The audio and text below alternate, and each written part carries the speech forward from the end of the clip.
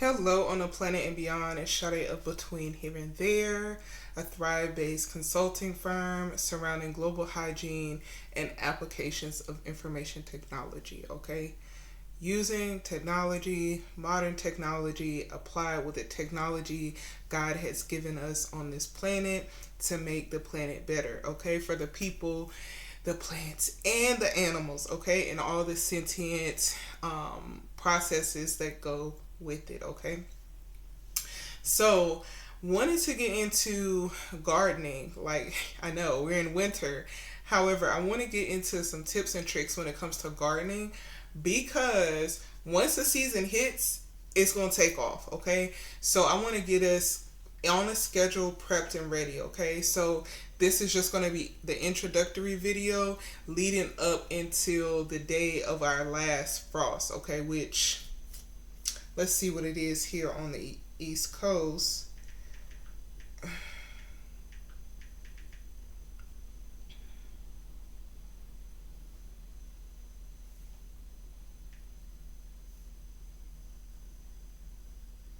So a good location. So you can get a farmer's almanac, which is going to give you all of your celestial bodies. It's going to give you horoscopes. It's going to give you what times to plant, what, when, where, and how and why. Okay. There's also like a digital one online that you can check out. My grandfather, he even used the farmer's almanac. You can get them cheaper at Walmart. Not really promoting. However, you can get it a little cheaper there. Some other places like the bookstore and like Lowe's and Home Depot are going to charge a bit more. So the last frost date where I am is April 6th. Okay, so we got January, February, March, April. Okay.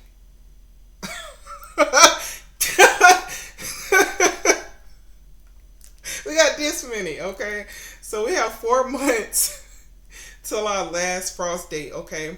So some of the things that you can do to prepare where you can use less money, okay? You can use pallets.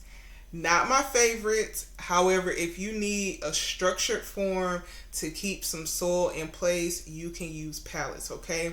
You will have to do some legwork to remove certain strips of the pallet, and you can get them free. Now, all the tips and tricks I'm giving you right now are for the free. This video is for the free. The materials are for the free if you do it right, okay? So, you can get pallets. Make sure it says HT on it. This is very important. HT stands for heat treated wood, okay? You don't want that chemical stuff. You you don't want that chemical stuff to be on in your garden, okay? I promote like more organic gardening and balanced gardening, okay? So getting your supplies, pallets. You want to remove a few pieces. You can put them on the outer edge to make more of a square container. You don't necessarily have to move the bottom ones because the roots will find their way around. But if you can remove the bottom ones, that's perfect, okay?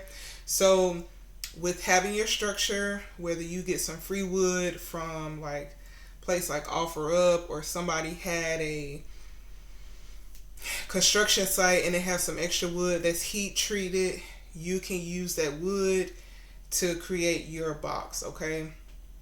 It's usually a square. I think this year I might play around with some triangles. However, it's a container to contain your soil, okay? Some people even find bags and sacks and large coffee sacks, mousseline bags. You can use that just as long as you can secure that soil.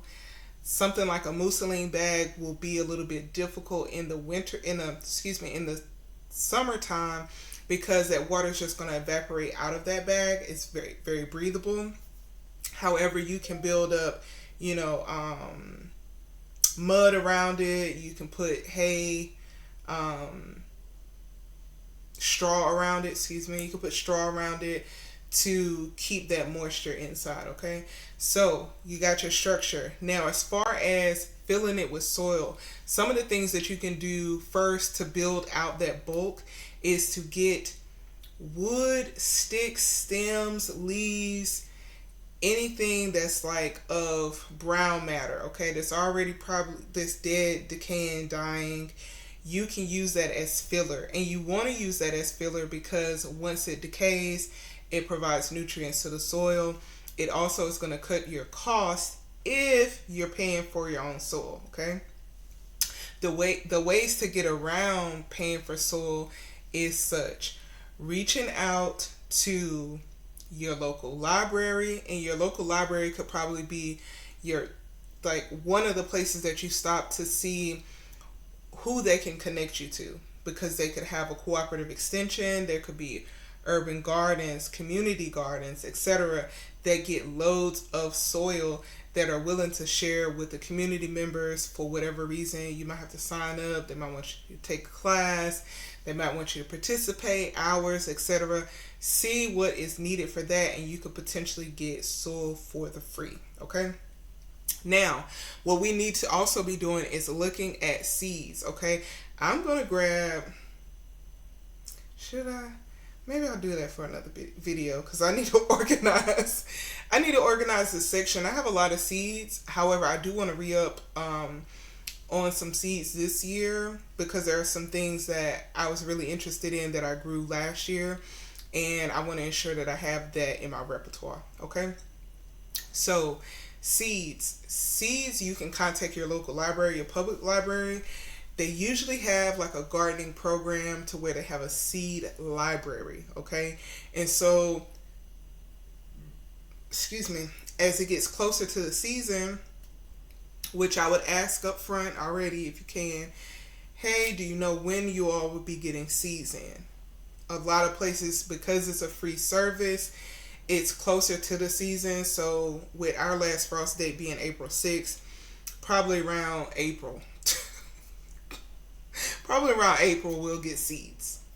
It is what it is. It's free, okay? So now you got your container, you got your soil, you got your seeds, okay? Then also you can the same facilities that you went to for the soil, you can ask them for mulch.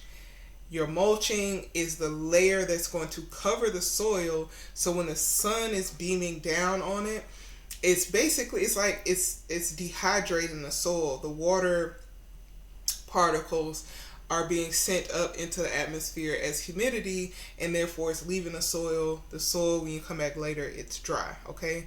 So that process is happening, and so mulch keeps more of that moisture into the ground, therefore keeping the roots hydrated, okay? The plant can be dehydrated for a bit of time, but once those roots are dehydrated, you have a problem, okay? So, some of the things that you can do for nutrients of the soil, you can plant a cover crop, okay? And some of those cover crops, people like to do clove, people like to do buckwheat. What's a good one? Clover, buckwheat. Also peanuts. Took a minute. Because they're nitrogen fixers. So when they call it like chop and drop. So you can grow those plants and, harvest what you harvest, consume that or store it, whatnot. But when you chop those plants, you can put those plants right back down. It can also serve as a mulch as well as nutrients to the soil, okay? So, watering, you can put you out some rain barrels. Now, as far as a barrel and what you're going to store that water in, make sure that you're checking the material to make sure that it's food safe, okay? I have come across some barrels that are supposed to be just for trash can, but when I flip it over and I actually read the insignia, it's usually in a triangle, I can identify if those plastics are food safe or not, okay? That water storage is that's where you might come out with some money. But the Most High God brings us rain, so it's up to you to store it and to make sure that you're cycling and using it, because if you allow water to sit, it will stagnate and essentially die. It will become cloudy, stinky. It's not something you really want to use. You can still pour that stagnant water over your crops. You don't want it to be like really murky, thick, you know, water, and you're pouring it over your crops, because then they're going to feel the energy too, and they're also going to die. But for the most part, anything that's like decaying could be used as a food source for your plants. Okay, so now that you have all of those things laid out, you have your tools, you have your setup. Now you want to, once we hit that spring time frame where the sun is in, it's not in a new cycle, it's just actually further away from the planet that we're on, planet Earth. Okay, it's further away in the spring and summertime, interesting enough. So once those cycles change with the sun, you need to take some time out. Like, you know, most people have more free time on a Sunday. Get you a notepad, draw you a nice blueprint of your yard space that you're going to be growing your crops, plants, etc., flowers. I suggest edible flowers like hibiscus, poppy, you know, something edible. I'm all for being able to consume it. The only thing I don't really worry about too much is marigolds. I love marigolds. I plant them all around my tomatoes. I wanted to say strawberries. I guess I need to plant my strawberries and my marigolds close together. So do a blueprint of your yard space, okay? And on that sheet, identify how long the sun is in those different places by hours. Okay, it was over here for 4 hours. It was over here for 6 hours. You know, it was barely over in this corner. It's very shaded. That is going to give you an idea of what you can grow in those spaces. Okay, very sunny areas, those plants that really need a lot of sun. Okra loves it. Tomatoes love it. Okay, squash loves it. However, when you get to certain plants like cucumbers and some of the melons, they do enjoy sun, but not so much of the harsh sun.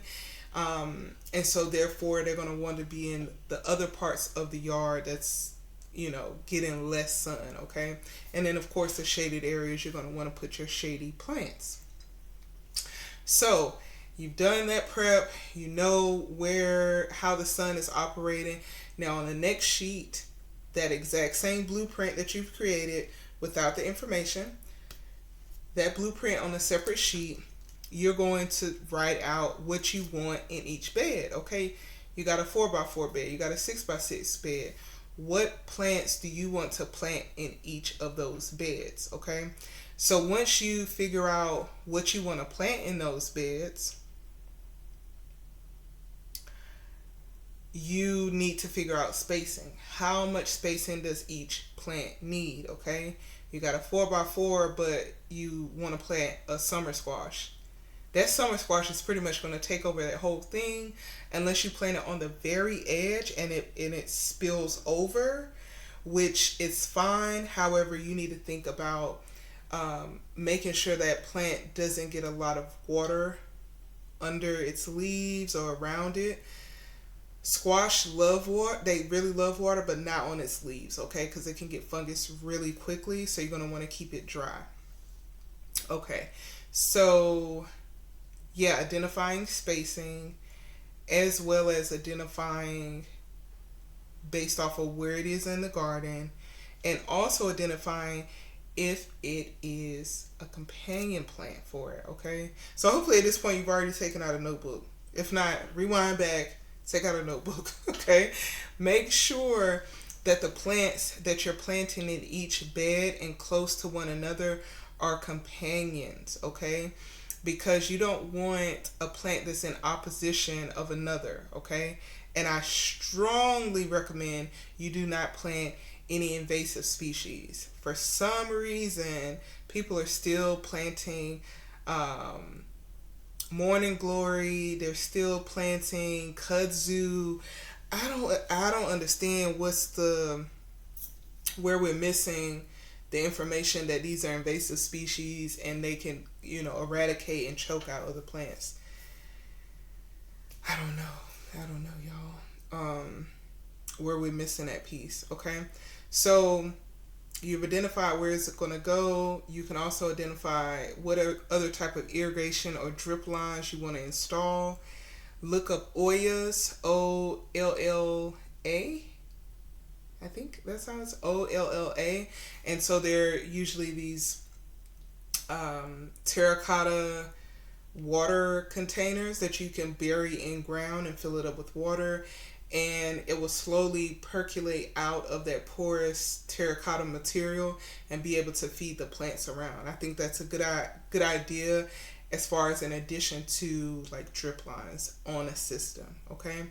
So that's a quick rundown of some of the materials you can start to get together, prepped and ready for the free, okay? Also, as far as a layer, being able to kill back a lot of those weeds, you can go to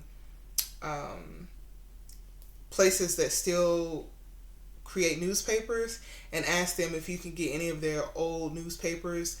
Make sure it's not something with that shiny material. It's just regular newspaper material.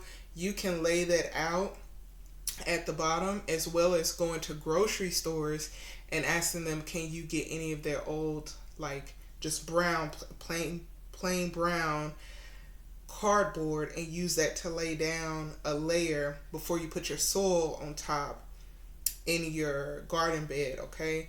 That's going to kill the weeds back, and eventually that cardboard and that newspaper will break down and it just becomes a part of the soil, and you've minimized weeds in your bed, okay?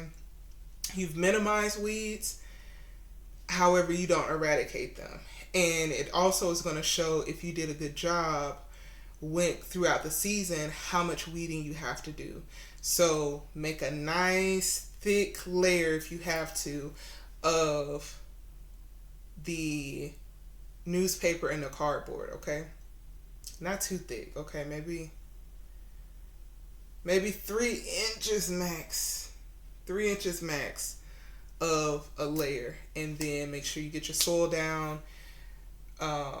Get your wood pieces, your mulch, your wood clippings, all that. You put that down, you put your soil down, plant your seeds, you mulch around it, you water in it heavily, especially when you first putting your seeds in, and you're good to go.